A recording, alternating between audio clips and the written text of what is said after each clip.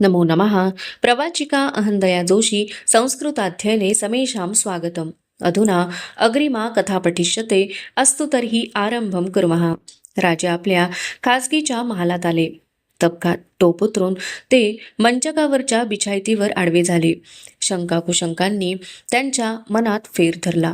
खरोखरच खानानं या भेटीत काही दगा केला तर आमच्या या नवराज्याचं काय होईल? मासाहेबांची कोण स्थिती होईल? आणि शंभू बाळ आपल्या आऊंना मुजरा करण्यासाठी आभाळाची दौड घेण्याची भाषा करणारा तो पूर आमच्यासाठी आऊसाहेबांना हैराण हैराण करील. आमचा ठाव ठिकाणा धुंडण्यासाठी एकटाच गड उतरील. बाळ शंभू, खरंच खरंच तुम्ही आप्तगणांकडून फसले जाण्यासाठीच तर नाही आलात? बाळराजांच्या आठवणीने राजांच्या डोळ्यांसमोर सईबाईंची सावळी मुद्रा उभी ठाकली. त्यांचे काळीज कैची घालणारे अखेरीचे बोल याद आले. आमचे शंभू बाळ एकला जीव आज स्वारींच्या पदरी घातला. राजे पुरते बैचेन झाले. त्यांना काही काही सुचत नव्हते. कूस पालटली तरी विचार काही बदलत नव्हते. छातीवरच्या माळेतील कवड्या डोंगरा एवढा आकार घेऊन छाती दडपून टाकतायत असे वाटत होते. श्रींचे राज्य, देवाधर्माचे राज्य, त्यासाठी खर्ची पडलेले इमानबंद जीव, हयातीची होलपट हसत मुखाने सोशीत आलेल्या आऊसाहेब, जिंदगीच्या उंबरठ्यावरच निखाऱ्यांचा टोप मस्तकी बसलेले शंभूबाळ, घायाळ घायाळ झालेले राजे कसल्या तरी विचाराने टाच भरल्यासारखे तडक उठून मंचकावर बसले. महालाच्या दरवाजापर्यंत जाऊन त्यांनी पहारेकऱ्याला साथ घातली. कोण आहे? जी म्हणत पहारेकरी महालात आला आणि कमरेत वाकला. हिरोजीला याद फरमाव. राजांनी त्याला तसाच परतविला. त्याने धावत जाऊन हिरोजीला वर्दी दिली. हिरोजी फरजंद राजांच्या समोर मुजरा करून अदबीने उभा राहिला. हिरोजी डोळ्यास डोळा लागत नाही. केदारेश्वराचं दर्शन घ्यावं म्हणतो. आमच्या संगती चल. जी म्हणत हिरोजी महालाबाहेर पडला. पुढे जाऊन त्याने केदारेश्वराच्या पुजाऱ्याला उठविले. राजांनी अंगाभोवती शाल लपेटून घेतली. टेंभे धरलेले दोन धारकरी, बेलपत्राचे तबक घेतलेला केदारेश्वराचा पुजारी आणि हिरोजी फरजंद यांच्यासह राजे केदारेश्वराच्या दर्शनाला चालले. मध्यरात्र जवळ आली होती. चंद्रकोरीने फेकलेले धूसर चांदणे गडावर उतरले. दूरवर खानाच्या गोटात पेटलेल्या आकट्या कोयनाखोरीत दिसत होत्या. सारे जण केदारेश्वराच्या मंदिरासमोर आले. मंदिराच्या गाभाऱ्यात ठाणवयांच्या शांत प्रकाश पहाऱ्यात शिवलिंग तळपत होते. राजांनी पायीच्या मोजण्या उतरल्या. मंदिरात प्रवेश करण्यापूर्वी दरवाजाच्या उंबरठ्याला हात लावण्यासाठी राजे खाली वाकले. त्या दगडी उंबरठ्यावर दोन्ही बाजूंना 9 पाकळ्यांची 2 डौलदार धर्मचक्रे कोरली होती. त्या 2 धर्मचक्रांच्या थेट मधोमध येईल असे जबडा पसरलेल्या वाघाचे चैतन्यमय मुख कोरले होते. राजे हरपल्या भानाने ते व्याघ्रमुख एक नजर पाहू लागले. आपल्या पाठकण्यात काहीतरी सळसळते आहे, उरात काहीतरी ठासून भरले जाते आहे असा त्यांना भास झाला. राजांच्या मस्तकाची पागा खुलली. क्षणभरात विचारांची कैक पांढर धोट घोडी धावणी धरून गेली. व्याघ्रमुख, व्याघ्रासनी रणमर्दिनी जगदंबा. एक एक पंजा पुढं पुढं टाकीत येणारं रोखल्या नजरेचं व्याघ्रवाहन. त्याच्या पाठीवर आरूढ झालेली, शस्त्रसंभार उगारलेली, आरक्त नेत्रांची रणदेवता भवानी.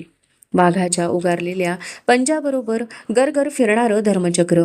व्याघ्र मुख उगारलेला पंजा, शस्त्र रोखलेली भवानी, गरगर फिरणारं धर्मचक्र आणि ते रोखण्यासाठी दात ओठ खाऊन बाह्या सरसावत येणारा खान खान खान. राजांची गर्दन क्षणात नागफण्यासारखी ताट झाली. त्यांचे विस्फारलेले सूर्यपेट डोळे पुरते पेटून उठले. डोळ्यांसमोर वाघाचा उगारलेला पंजा नाचत होता. झपाझप चालत राजे मंदिर गाभाऱ्यात गेले. पुजाऱ्याने पुढे केलेल्या तबकातील बेलपत्रांची उंचळ त्यांनी आकाशाने तारका उधळव्यात तशी शिवलिंगावर उधळली. हात जोडून डोळे मिटून ते गाभारा घुमवीत बोलले, जय शंभो, हर हर, जय भवानी. राजांना कसला तरी ठेवणीचा कौल मिळाला होता. शिवलिंगावरचे अभिषेक पात्र एकसरीत जलवर्षाव करीतच होते. मार्गशीर्ष शुद्ध सप्तमीचा दिवस 12 मावळांचा डोंगरमाथा चढून वर आला. जिजाऊंचे मन शंकांच्या कैक काळ ढगांनी भरून आले. राजगडावरच्या देवमहालात बसून त्या एक एक बेलपत्र समोरच्या शिवपिंडीवर वाहू लागल्या. त्यांच्या शेजारी बाळशंभू एका पाटावर बसले होते. भिंतीची कड धरून धाराऊ जिजाऊंच्यावर नजर ठेवून उभी होती. दिवस चढतीला आला. मनच्या शंका बेलपत्रावर चढवून एक एक बिल्व दल शिवपिंडीवर वाहून वाहून जिजाबाई थकदिल झाल्या. बेलपत्रे सरतीला आली तरी त्यांच्या मनाचे टाके मात्र तसेच कुशंकांनी भरूनच राहिले.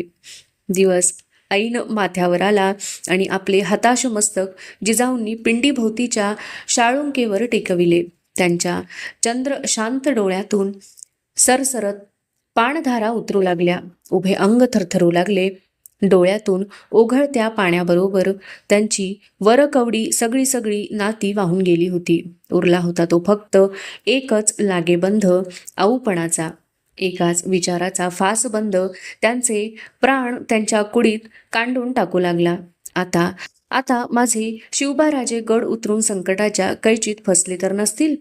रात्रभर तोफांचे आवाज झाले ते का? जिजाबाई मान वर करीत नाहीत. त्यांचे उभे अंग थरथरते आहे. कोंदटले हुंदके पिंडीला वेढून टाकतायत हे पाहून शंभू बाळ भेदरले. त्यांनी पुढे होऊन जिजाऊंना गदगद हलवीत हाक घातली.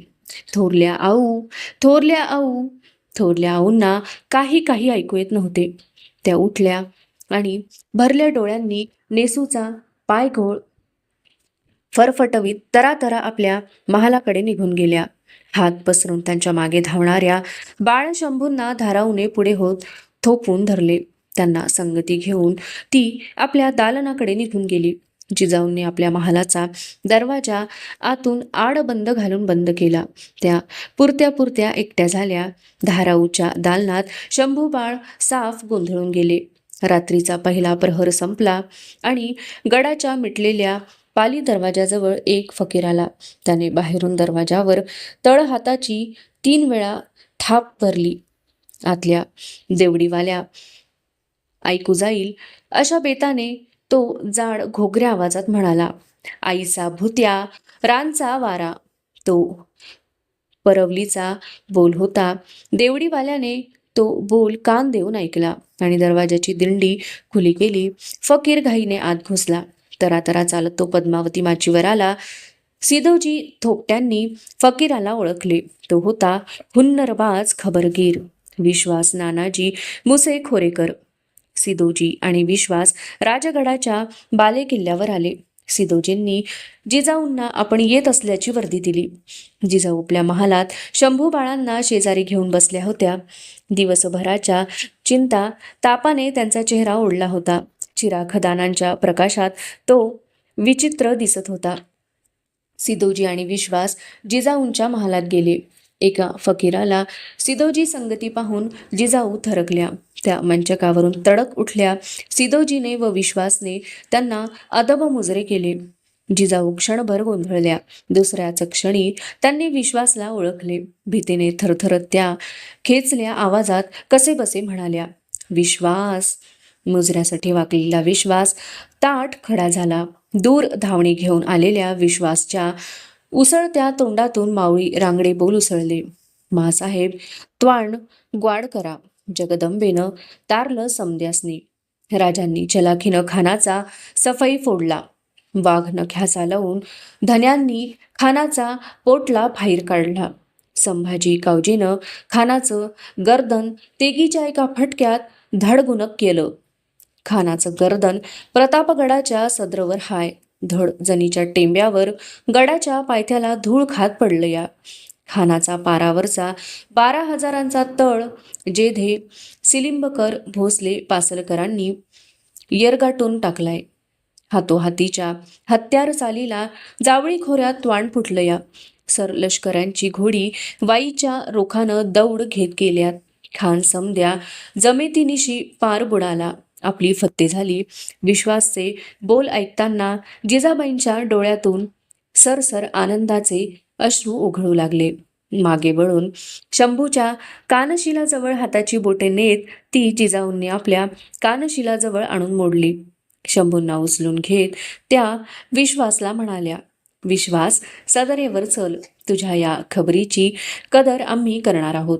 उचलून घेतलेल्या बाळराजांना जिजाबाईनं राहून म्हणाल्या, खाण म्हणजे काय म्हणून विचारता? जो सर्वांना खायला टपलेला असतो, पण ज्याला कोणीतरी त्याच्या सर्वांसह खाऊन जातो, त्याला खाण म्हणतात बाळराजे. शंभू बाळांना ते काही उमगले नाही. प्रतापगडावरून जीव महाला राजगडावर आला. वाकाच्या शिंकाळ्यात घातलेले थिसल्या काळपट रक्त ओघळांचे खानाचे शीर त्याने आपल्या संगती गडावर आणले होते.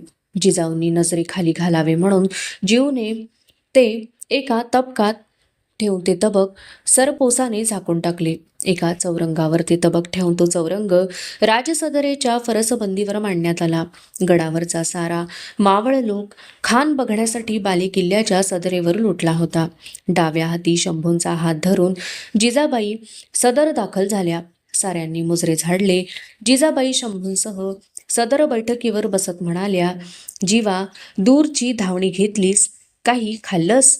नाही मासा, पोट भरलंय माझं, म्हणत जीवाने चौरंगावरच्या तबकाचा सरपोस दूर सारला.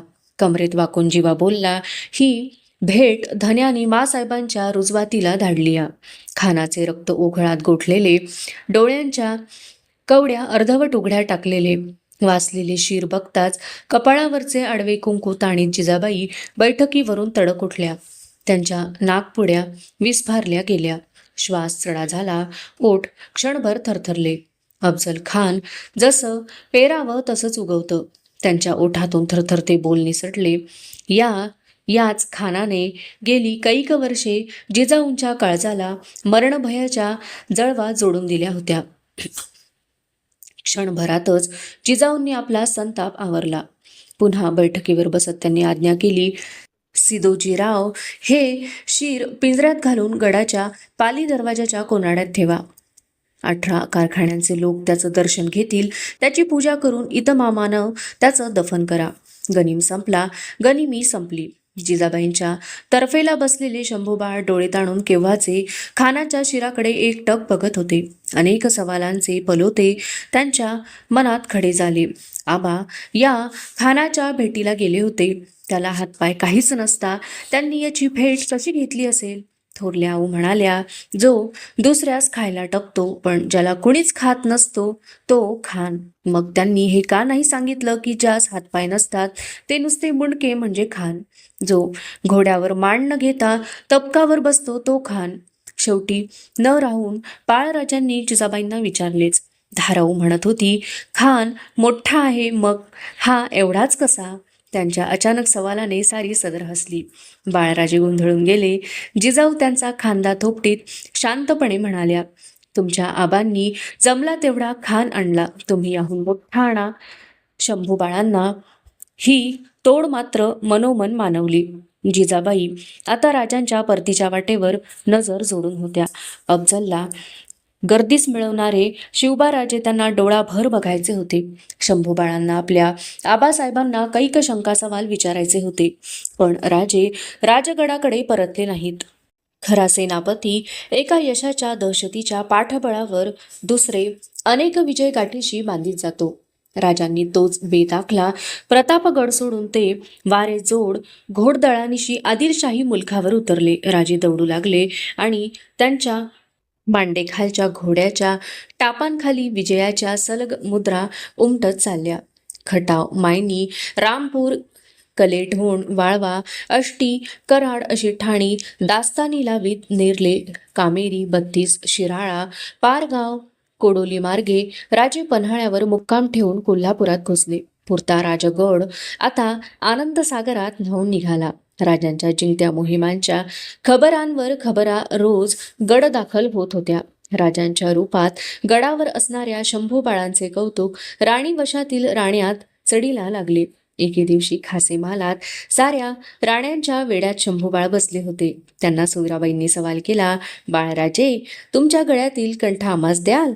हो, कंठा देऊ, पण कवड्यांची माळ नाही देणार आम्ही, बाळराजे उत्तरले. ते का? सोयराबाईंनी विचारले. थोरल्या आऊ म्हणतात, आम्हा भोसल्यांचा खरा दागिना कवड्यांची माळ. गळ्याभोवती माळेच्या कवड्यांचा फेरा असला की मनास खोडा पडत नाही, पाय वाकडा जात नाही. त्या उत्तराने सोयराबाई गंभीर झाल्या. पुतळाबाई मात्र हरखून गेल्या.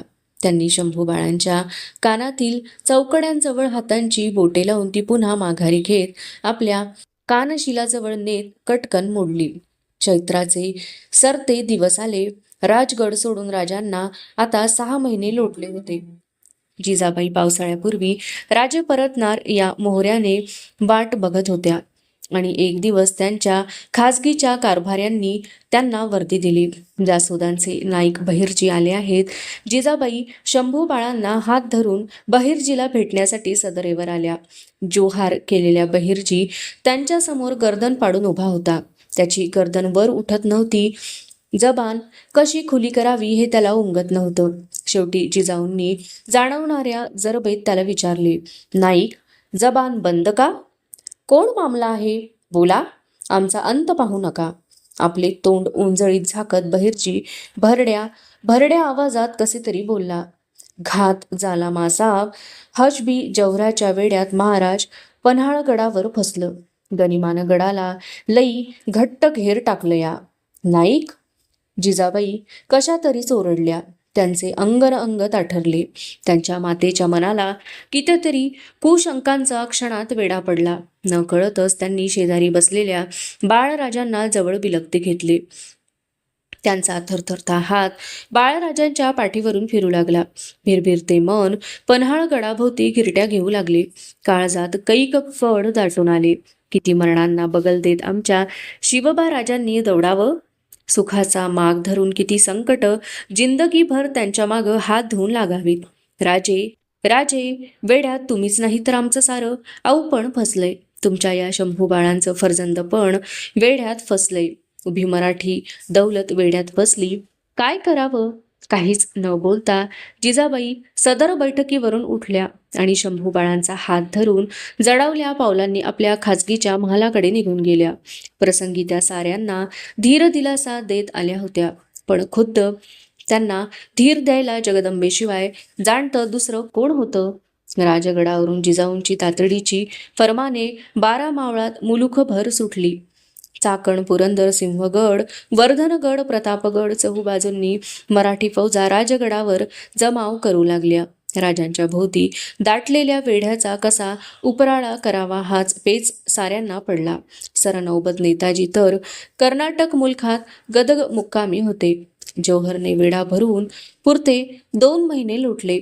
बाहेरचे चिटपाखरू आत घुसणार नाही आणि पन्हाळगडावरचा नाग सोनचाफ्याचा दरवळ सुद्धा हूल भरून बाहेर निसटणार नाही असा बळकट बाका वेढा सिद्दी जौहरने आवळला होता.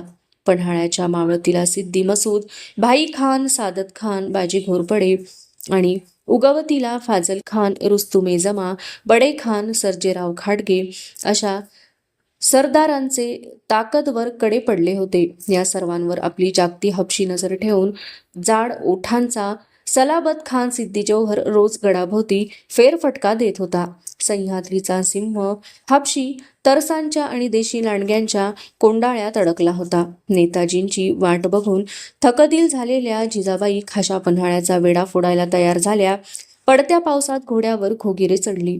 जिजाऊंनी कमरबंदाजवळ म्यानबंद तलवार जडवली. घोडा आणि पाऊ लोकांना कुचासाठी तयारीच्या आज्ञा सुटल्या. सदरेवर जिजाऊन समोर जायची कोणाला छाती होईना. त्यांच्या मागून घोटाळणाऱ्या शंभू बाळांना ही कसली गडबड चालली आहे काही उमगत नव्हते. कधी नव्हे ते थोरल्या आऊंनी कमरेला हत्यार का लटकावले काही कळत नव्हते. शेवटी त्यांनी जिजाबाईंना विचारले, वेढा म्हणजे काय थोरल्या आऊ? आम्ही येणार तुमच्या संगती वेढा फोडायला. ते बालबोल ऐकताना जिजाऊंना तशा अवस्थेतही कलबलून आले. त्यांच्या पदरी आता एकटे शिवबाराजे राहिले होते. राजांच्या राणीवशात सईबाईची यादगीर म्हणून बच्चा असा हा एकटाच शंभू होता. अफजल खानाच्या मोहिमेवर जाताना शंभू बाळांना जपा असे सांगून जसे पाठमोरे झालेले राजे आजवर पुन्हा राजगडाकडे फिरकले नव्हते. बाळराजांना जपा म्हणणारे राजेच पन्हाळ्यात अडकून पडले. त्यांचा हा अजाण पोर विचारतो आहे, वेडा म्हणजे काय थोरल्या आऊ? दोन्ही हातांचा वेडा घालून शंभू बाळांना जवळ घ्यावे आणि ज्यामुळे चालत्या गाड्याला खीळ बसते आणि मागे राहिलेल्या आमच्यासारख्या कबिल्याच्या काळजाला पीळ पडतो, त्याला वेडा म्हणतात बाळराजे, असे असे जिजाऊंना म्हणावेसे वाटले. पण त्यांनी आपल्या नातवाला काही सांगितले नाही. बाळराजांच्याकडे बघताना मात्र जिजाबाईंना हरभट ज्योतिषांच्या भाकीत बोलांची याद आली. आप्तगणांकडून फसला जाण्याचा योग दिसतो या कुंडलीत आणि उगाच जिजाबाईंना वाटले, आता आपण गड उतरतो की तुम्हाला फसवणाऱ्या सर्वात मोठ्या आप्तांपैकी आम्ही एक होऊ. आता जिजाऊ कोणालाच काही सांगू शकत नव्हत्या. समय सांगण्याचा नव्हता, सरसावण्याचा होता. वेळ घोळ घालण्यापेक्षा मेळ घालण्याची होती. भोसल्यांचा कबिला कधीच कचदिल असणार नाही हे सिद्ध करायला मासाहेब तयार झाल्या. राजांच्यासाठी असंख्य चिंतांची मरणे त्या जगल्या होत्या. आता एक जागते मरण मरायला त्या तयार झाल्या. एका गडाच्या पाली दरवाजावरची नौबत दुडदुडली. पाठोपाठ वर्दी आली. सरनौबत नेताजीराव पालकर सिद्धी हिलालासह गड चढून येत आहेत. बाराबंदीवरून कंगणीदार पगडीवरून पाणथेंब उघडणारे नेताजी मुजरा करीत जिजाऊंच्या सामने पेश झाले. त्यांची गर्दनवर उठत नव्हती. या सरलष्कर राजांच्या भोवतीचा वेढा फोडण्यासाठी आम्ही खाशा गड उतरणार आहोत. संगती कुमकेला आमचे शंभू बाळ घेणार आहोत. त्यापूर्वी तुमचीच वाट आम्ही बघतो आहोत. तेवढं कमरेचं हत्यार उतरून आमच्या हाती द्या. मराठ्यांच्या सरलष्करांच्या हातातील हत्यारात हत्तीचं बळ असतं असं आम्ही ऐकून आहोत. आमचे शिवबाराजे सोडवायला आम्हास ते उपयोगी पडेल. कड भरल्या अवस्थेत जिजाबाई नेताजींना लागेल असे बोलल्या. भिजल्या अंगाचे भरल्या डोळ्यांचे नेताजी त्याने थरारले. घोगऱ्या सादात म्हणाले, मासाब गडलोट करा, पर असं तोडू नका. हत्यारं तुमच्या हाती द्याया. आम्ही काय मेल्या माऊलीचं दूध नाही प्यालो? वेडा पडला म्हणून इमान नाही पडत. राज सोडून मगच पायधूळ घ्याया येतो आम्ही. जिजाऊंना आणि बाळराजांना मुजरा करून नेताजी वळले. त्यांना पाठमोरे बघताना आपण फारच तोडून बोललो हे जाणवून जिजाऊ नेहमीच्या बोलीत म्हणाल्या, सरलष्कर दमछाकीचा मुक्काम 2 दिवस घेऊन तवाने व्हा. मग जे करणं असेल ते करा.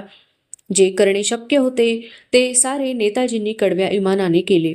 सिद्धी हिलाल संगती घेऊन ते पडत्या पावसात वेड्याचा उपराळा करावा म्हणून पन्हाळगडच्या पायथ्याला जाऊन भिडले. पण सावध हबशांनी उपराळ्याचा छापा मोडून काढला. सिद्धी हिलाल कैद झाला. नेताजी पन्हाळ्याच्या पायथ्यापासून माघारा फिरले. पाऊस पडतच होता. मावळी मने भिजत होती. मराठी मुलूक भिजत होता. उदंड दलदल दाटत होती. आता जिजाऊंचा, राजांचा, राज्याचा आणि शंभू बाळांचा, साऱ्यांचा भार फक्त जगदंबेवर होता. ती जगाची अंबा संकटांना थांब म्हणण्याचे सामर्थ्य फक्त तिच्यातच होते. माणसे तिच्या हातातले नुसते पोत होते. जिजाबाई राजगडावरून एकच करू शकत होत्या, शास्ता खान सिद्धी जोहरला मिळणार नाही यावर नजर ठेवण्याचे काम. त्यासाठी त्यांनी चाकणचे जुने जाणते किल्लेदार फिरंगोजी नरसाळा यांना बलवू धाडले. फिरंगोजी राजगडावर आले. मासाहेब त्यांना निकराच्या धीराने बोलल्या, फिरंगोजी बाबा, आमच्या तर इंगळास वोळंबे लागले. कोणती खबर येईल आणि कानात तापल्या शिशाचा रस ओतून जाईल सांगता येत नाही. तुम्ही जुने कदीम किल्लेदार, चाकणला राहून तुम्ही शास्ता खानास आपल्या अंगावर घ्या. तसं झालं तर त्याचा मोहरा राजगडाकडं पन्हाळगडाकडं वळणार नाही. बोला, तुम्हास काय वाटतं? मासाब लई सलपी कामदारी नेमून दिलीसा. मला वाटतं पन्हाळ्याचा खोडा उखडायचा हाय. एल्गाराचा मनसुबा असलं. फिरंगोजी मनसे बोलले. नाही किल्लेदार, आता पन्हाळ्यावर चाल घेणं म्हणजे हकनाक हातची माणसं गमावून बसणं आहे. आम्हास ते नाही रुचत. जिजाऊंनी फिरंगोजींची समजूत काढली. मासाहेबांचा निरोप घेऊन फिरंगोजी चाकणला जायला निघाले. त्यांना शंभू बाळांच्या लळ्याचा लगाव होता. राजे नव्हते म्हणून मुजरा धाकलं राज म्हणत फिरंगोजींनी शंभू बाळांना मुजरा घातला. धावत जवळ घेऊन फिरंगोजींच्या मांडीभोवती आपल्या हातांचा फेर टाकीत बाळराजे वर बघत म्हणाले, आम्ही तुम्हाला वेढा भरणार फिरंगोजी बाबा, नाहीतर घेऊन चला आम्हास चाकणला. त्यांचे मांडीभोवती वेढलेले हात अल्लादीने सोडवीत गंभीर झालेले फिरंगोजी स्वतःशीच बोलल्यागत बोलले, तुम्हावानी लहानपण समध्यासनीच लाभलं असतं तर लई बेस झालं असतं धाकलं धनी. जिजाबाईंच्या मनचे सारे थोरपण आता ढासळू लागले. जौहरच्या वेढ्याला पुरते 4.25 महिने लोटले होते. राजांनी राजगडाला पाठमोरे होऊन आता बक्कळ 11 महिने मागे हटले होते. उभ्या गडावर चिंतेचा विचित्र ताण पसरला. जिजाऊंनी साऱ्यांशीच बोलणे टाकले. गडावर कोसळणाऱ्या पाऊस लुटाकडे स्वतःला हरवून बघताना त्यांना वाटू लागले की सारं आभाळ उरी फुटावं. हत्ती सोंडेनं पांढरा धोधो कोसळाव्यात. राजांची काही बरी वाईट खबर कानांवर पडण्यापेक्षा हा उभा राजगड पाणलोटात विरघळून जावा. पण शंभू बाळांना समोर बघताना त्यांचे हे विचार कुठल्या कुठे धावणी घेऊन निघून जात होते. धाराऊने जिजाबाईंच्या देवमहालात पूजेचा सरंजाम नेहमीच्या तपकात मांडून ते देव्हाऱ्यासमोरच्या पाटावर ठेवले. तिच्या शेजारी बाळराजे उभे होते. या देवमहालात आपले आबासाहेब कैक वेळा जिजाऊंच्या पायांचे दर्शन घ्यायला आलेले त्यांनी पाहिले होते. बरेच दिवस झाले आबासाहेब दिसत नाहीत. या विचाराने गोंधळलेल्या शंभू बाळांनी धाराऊला विचारले, धाराऊ, वेढा कसा असतो, कुठं राहतो? धाराऊने चमकून बाळराजांच्याकडे बघितले. मला काही ठाव नाही, असलं काही बाही नका विचारू, धाराऊ कळवळून बोलली. पूजेचा सरंजाम बयाजवार लागला आहे की नाही याचा फेर तपास घेण्यासाठी तिने पाटावरच्या तपकाकडे बघितले. नैवेद्याच्या वाटेतील गूळ खड्याला काळ्या मिट्ट मुंग्यांनी घेरून टाकलेले तिला दिसले. बाहेरच्या पावसाच्या पागोळ्यांनी हैराण झालेल्या मुंग्या देवमहालाच्या उभाऱ्याला आत आल्या होत्या. वाटेतील तो मुंग्यांनी घेर भरला गुळखडा बघताना धाराऊला कसे तरीच वाटले. पुढे होऊन हातांनी साऱ्या काळ्या मिट्ट मुंग्या वारून तिने तो गुळखडा उचलला आणि दुसऱ्या वाटेत ठेवला. शंभू बाळांचे बोट धरून त्यांना मासाहेबांचे दिवस दर्शन करविण्यासाठी ती जिजाबाईंच्या खासे महलात आली. तेवढ्यात खबरगीर विश्वास नानाजी येताना दिसला. त्याचा चेहरा उजळ दिसत होता. मुजरा रुजू करून छाती फुगवून त्याने जबानीचा मावळी गोट खुला केला.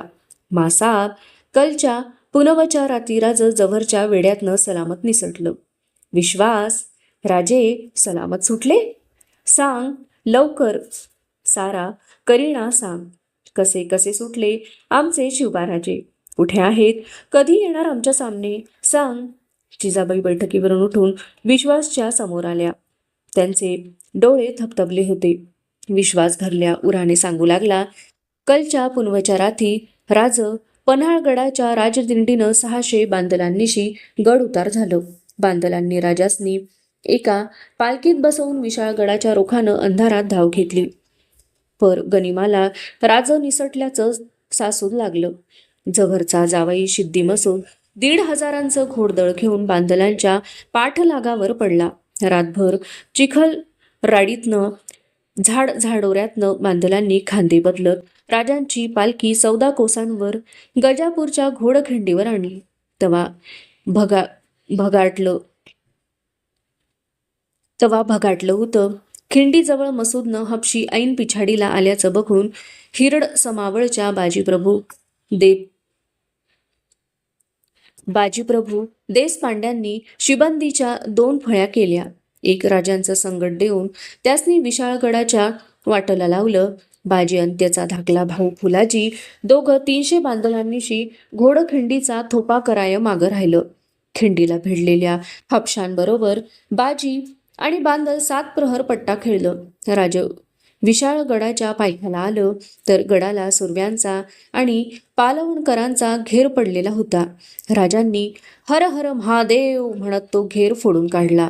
2 वेळ फोडून राज विशाळगडावर हाईत, उद्या हिकडं येणार हाईत. पर काय झालं विश्वास? बोल. जिजाबाईंना विश्वासचा खुल्ला आवाज बदललेला जाणवला. पर मासाब घोडखिंडीवर हपशांचा थोपा करताना सारं 300 बांदल अनबाजी आणि त्याचा धाकला भाऊ फुलाजी कामी आलं.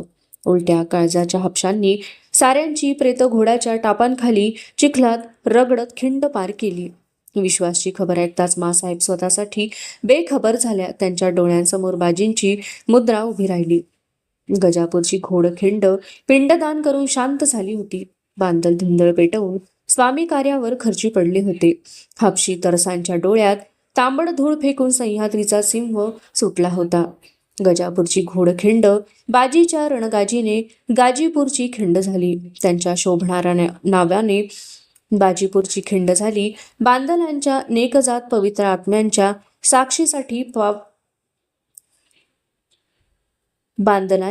नेकजात पवित्र आत्म्यांच्या साक्षीसाठी पावन खिंड झाली.